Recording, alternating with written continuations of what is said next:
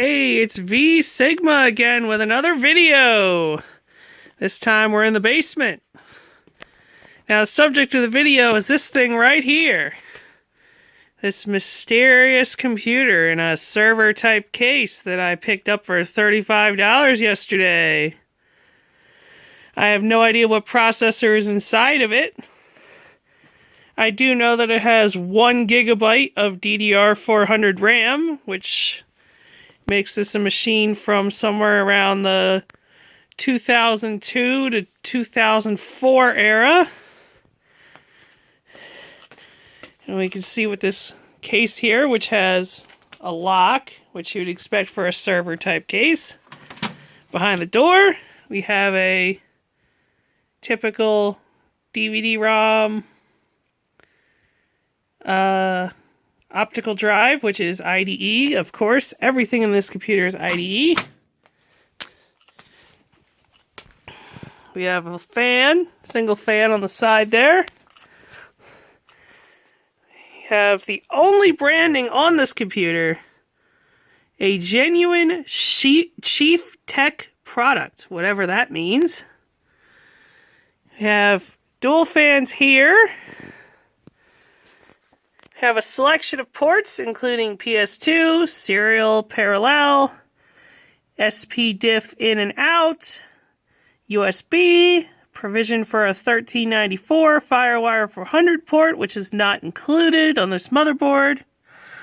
What I assume is 10100 Ethernet, 2 more USBs, and a series of typical audio outputs.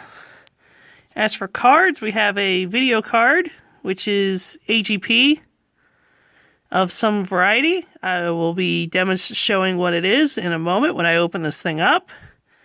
And a wireless card, which is kind of a nice bonus. I haven't gotten a computer before with a wireless card in it. Alright, so let's open this thing up, and hopefully it will reveal more of its secrets to us. So here's a little shot of the inside of the case. I just have the side panel off to the side because, as you can see, it is plugged in and I don't really feel like unplugging it. All I know for sure is that this thing has an Intel processor because it has an Intel factory heatsink. On the side here, in between all these wires, we have some Corsair RAM. These are 512 megabytes each for 1 gig total. And then we have our video card right here and our wireless card. So I'm going to get these two out and we can get a good look. So here is our video card. It is an ATI card. And we can see from the information label on the opposite side that this is a Radeon 9200 256 meg DDR card with built-in VGA and S-Video, so pretty decent card. DVI would be even better, but beggars can't be choosers. And our wireless card is a Linksys branded wireless G PCI adapter with speed booster. Ooh, that sounds exciting, but I bet it probably doesn't mean anything because that's the way computers are. Alright, so I'm going to reinstall these cards and actually first, let me show you the brand name on the motherboard if I can get it to show up on my camera. This motherboard is made by a rather intriguingly named company.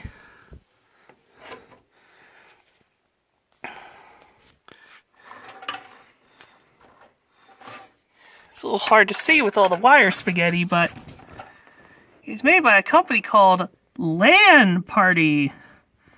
Yes, that's right. LAN Party. Because, you know, that's not a dated name for your motherboard company or anything.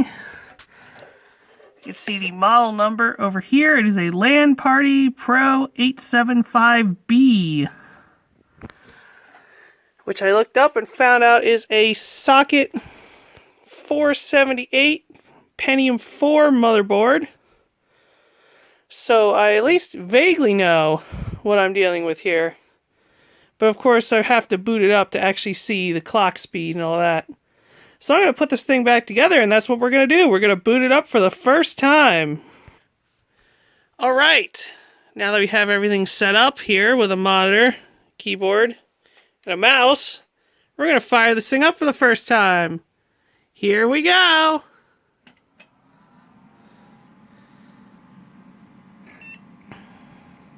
Hey, it's alive! How about that? 3.2 gigahertz Pentium 4 with hyper-threading technology enabled. And you can see the LAN party logo. So I just hit delete to go into the BIOS. So we can just take a little look around. It's a typical Phoenix BIOS. If you've used more than one or two computers in your life, you've probably seen this before. Genie BIOS. Oh, interesting. I can overclock the system using the BIOS.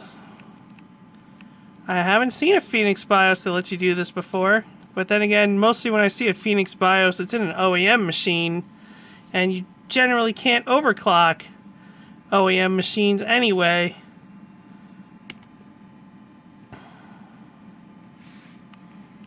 We even have a voltage control as well to let you get control of the voltage. Yeah. Standard BIOS CMOS features.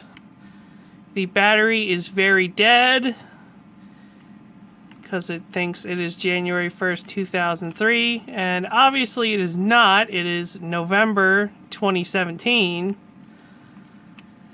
Since there's no hard drive in this machine, the only IDE device that shows up in the BIOS is the Sony DVD-ROM drive.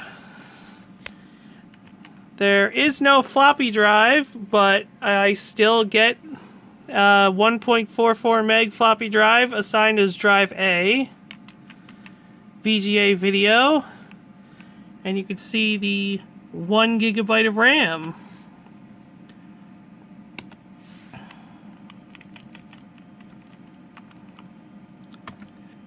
And here's a very helpful screen that shows you all the CPU voltages, the fan speeds, all sorts of wonderful things. So we're going to exit the BIOS.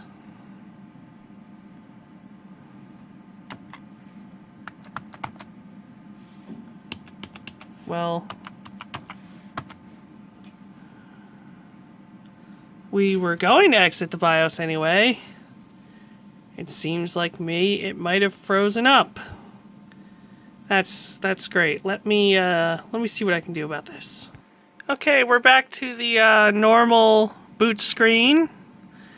It seems that I'm guessing because of the fact that the battery is dead, the BIOS freezes if you try to save settings. So we're not going to do that anymore. Now, just for the heck of it, we're going to let it boot all the way, even though there's no hard drive. Oh, we have a BIOS setting utility command, and it does a device scan. That's pretty nice. You see all the devices built in? Oh, it's shut down. That's not so great. Let's try running that one more time, shall we? Okay, we're back here again.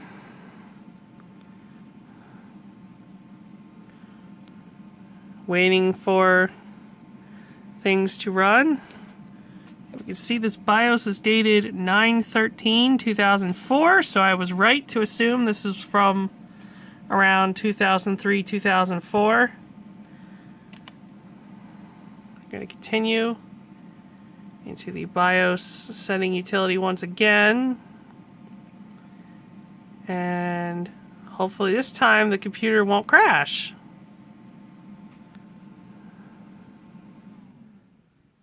Oh.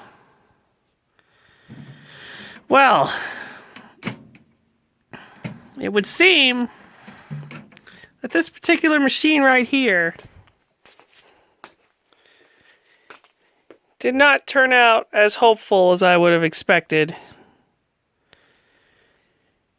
Because, to be honest, a computer that won't even make it to a screen telling me to insert a system disk is really worrisome, and it's not something I'm really sure I want to deal with.